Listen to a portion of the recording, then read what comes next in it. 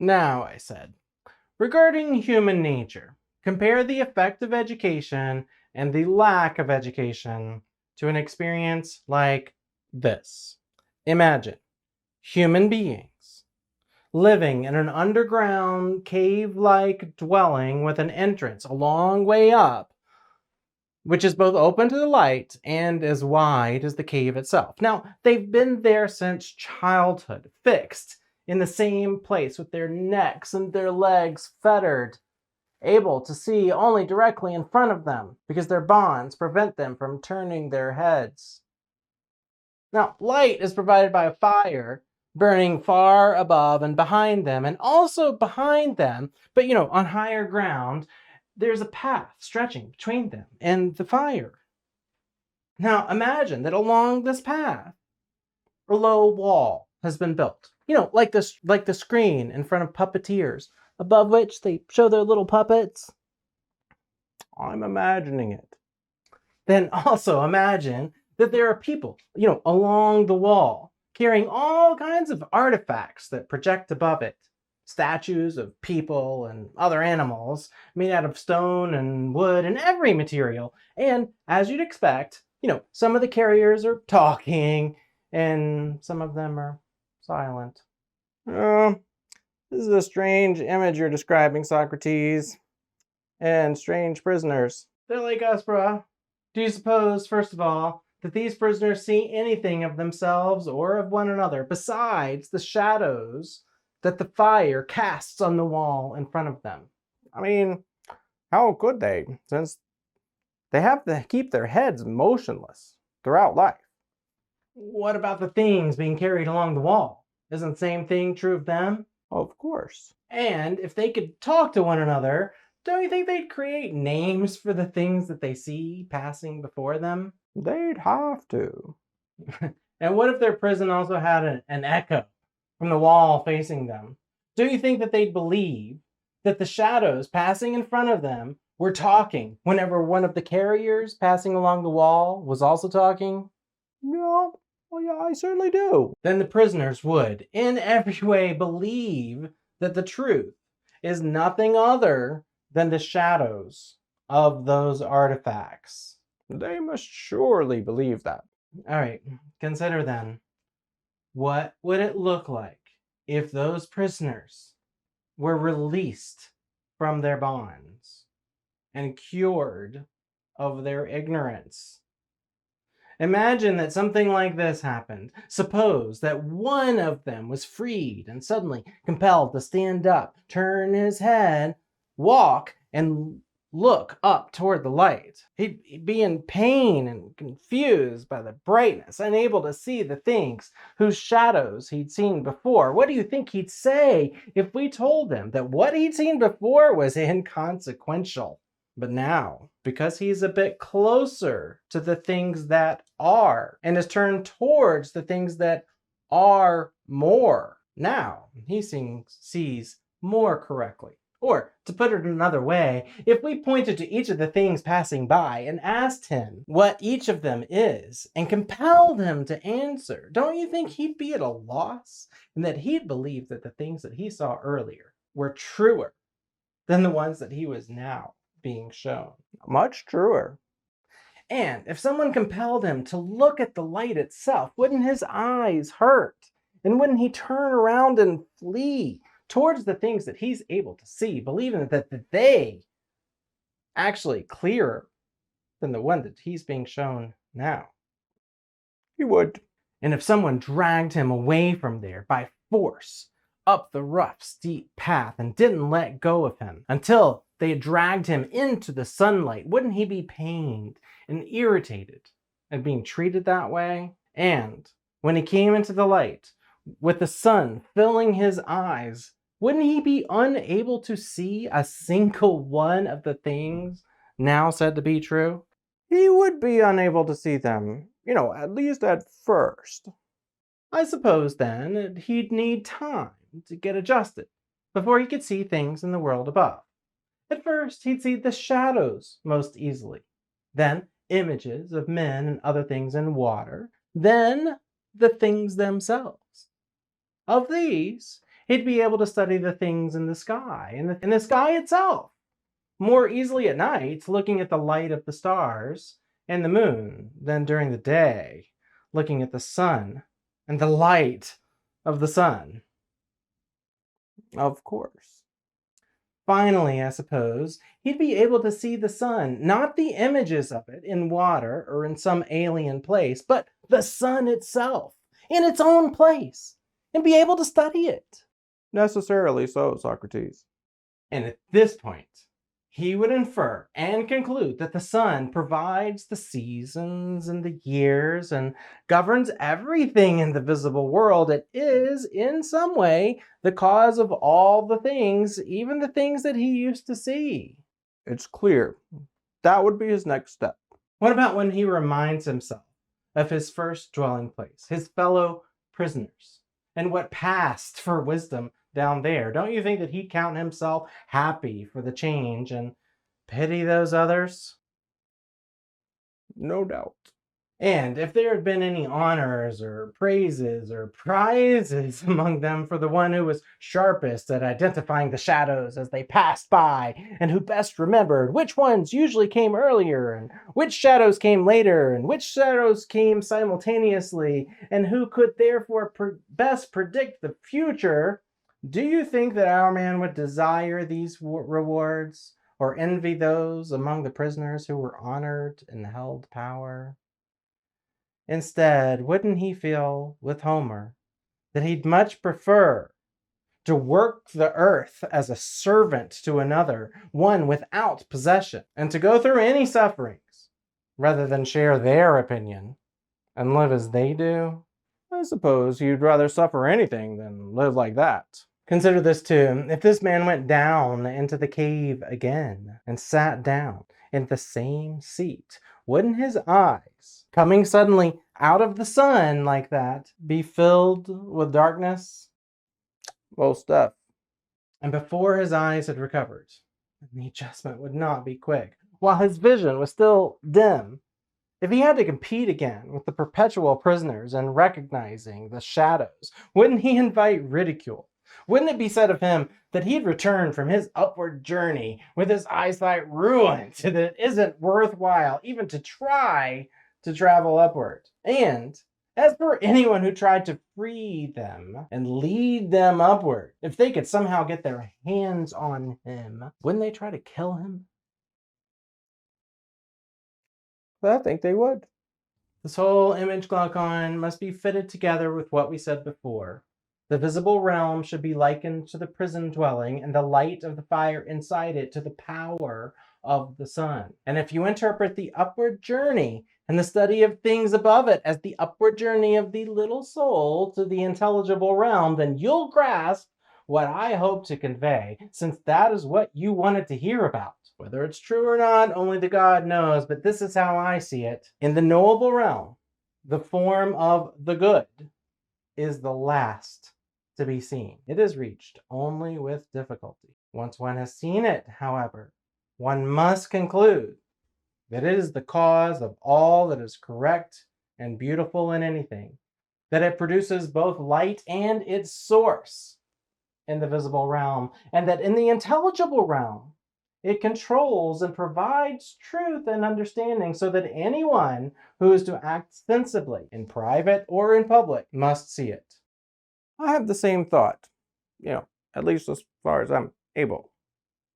Come then, share with me this thought also. It isn't surprising that the ones who get to this point are unwilling to occupy themselves with human affairs, and that their souls are always pressing upwards, eager to spend their time above. For after all, this is surely what we'd expect, if indeed things fit the image that I described before. Preach, brother. What about what happens when someone turns from divine contemplation to the caca of human life? Do you think it's surprising, since his sight is still dim and he hasn't yet become accustomed to the darkness around him, that he behaves awkwardly and appears completely ridiculous if he's compelled, either in the courts or elsewhere, to contend about the shadows of justice, or the statues of which they are the shadows, and to dispute about the way that things are understood by people who have never seen justice itself?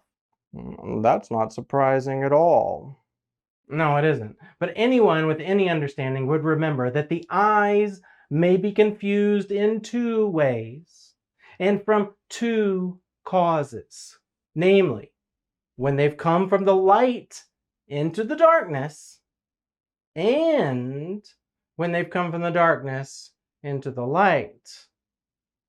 Realizing that the same applies to the soul. When someone sees a soul that's disturbed and unable to see something, they won't laugh mindlessly, but they'll consider whether it's come from a brighter life and isn't accustomed to the dark yet, or whether it's come from greater ignorance into greater light and is dazzled by the increased brilliance. Then they'll declare the first soul happy in its experience and its life, and they'll pity the latter. But even if they choose to make fun of it, at least they'll be less worthy of ridicule than if they'd laughed at a soul that has come from the light above. What you say is very reasonable. If that's true, then here's what we must think about these matters. That education is not what some people declare it to be, namely, putting knowledge into souls that lack it, like putting sight into blind eyes.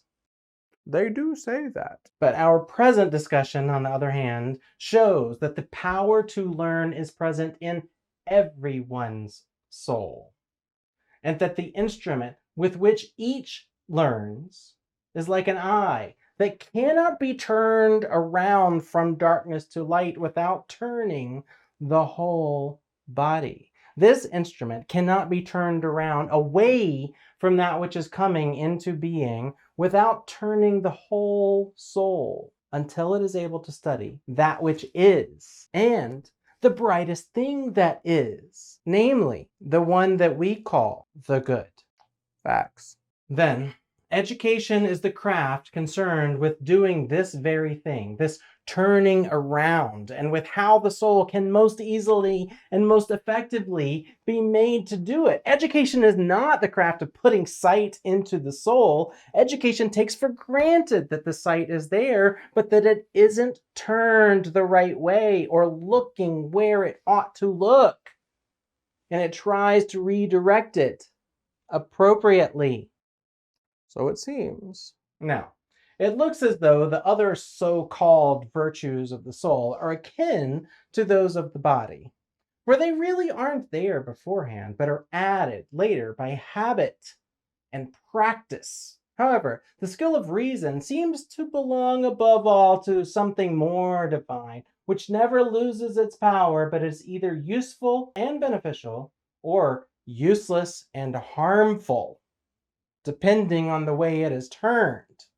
Have you ever noticed this about people who are said to be vicious but clever? How keen the vision of their little souls is, and how sharply it distinguishes the things that it is turned towards. This shows that sight isn't inferior, but rather is forcibly enlisted into the service of crap, so that the sharper it is, the more crap it accomplishes. Smart, powerful people making the world worse instead of better. Yeah, I've seen that once or twice. However, if a nature of this sort has been chiseled at from childhood and freed from the bonds of birth and becoming, which have encrusted the soul through feasting and greed and other such pleasures, and which, like leaden weights, pull its vision downwards, if, being rid of these, it turned to look at truth, then I say, the same soul of the same person would see these most sharply, just as it now sees sharply the things it is presently turned towards. Yeah, probably. And what about the uneducated, who have no experience of truth? Isn't it likely, indeed, doesn't it follow necessarily from what was said before, that they will never adequately govern a city? But neither would those who have been allowed to spend their whole lives being educated. The uneducated would fail because they don't have a single goal or purpose at which all of their actions, public and private, inevitably aim. But the educated would fail because they'd refuse to act, thinking that they had settled while still alive in the faraway isles of the blessed. Yeah, that's true. It is our task as founders, then, to compel the best folks to make the ascent and see the good, since we previously said that it was the most important. But when they've made it and looked sufficiently, we mustn't allow them to do what they're allowed to do today. What's that now? To stay there and refuse to go down again to the prisoners in the cave, and to share in their labors and honors, whether they are of less or greater value. Well, but don't we do those teachers an injustice by making them live a worse life when they could live a better one? You are forgetting again that it isn't the law's concern to make any one class in the city outstandingly happy, but to contrive to spread happiness throughout the city by bringing the citizens into harmony with one another through persuasion or compulsion, by asking them to share with each other the unique benefits that each individual can confer on the community. The law produces such people in the city, not in order to allow them to turn in whatever direction they want, but to make use of them to bind citizens together. That's true. I had forgotten that. Observe then, Glaucon, that we won't be doing an injustice to those who've become philosophers in our city, and that what we'll say to them will be just when we compel them to guard and care for the others. We'll say, when people like you come to be in other cities, they're justified in not sharing in their city's labors, for they've grown spontaneously against the will of the Constitution, and what grows of its own accord and owes no debt for its upbringing has justice on its side, when it isn't keen to pay anyone for that upbringing. But we've made you kings in our city and leaders of the swarm, as it were, both for yourselves and for the rest of the city. You are better and more completely educated than the others, and are better able to share in both types of life. Therefore, each of you in turn must go down to the cave and live in the cave, in the common dwelling place of the others, and grow accustomed to seeing in the dark. When you're used to it, you'll see vastly better than the people there. And because you've seen the truth about fine, just, and good things, then you'll know each image for what it is, and also that of which it is the image. Therefore, for you and for us, our city will be governed not like the majority of cities nowadays by people who fight over shadows and struggle against one another in order to rule, as if ruling were a great good, but by people who are awake rather than dreaming. For the truth surely is this: a city whose prospective rulers are least eager to rule must of necessity be most free from civil war, whereas a city with the opposite kind of rulers is governed in the opposite kind of way. Word.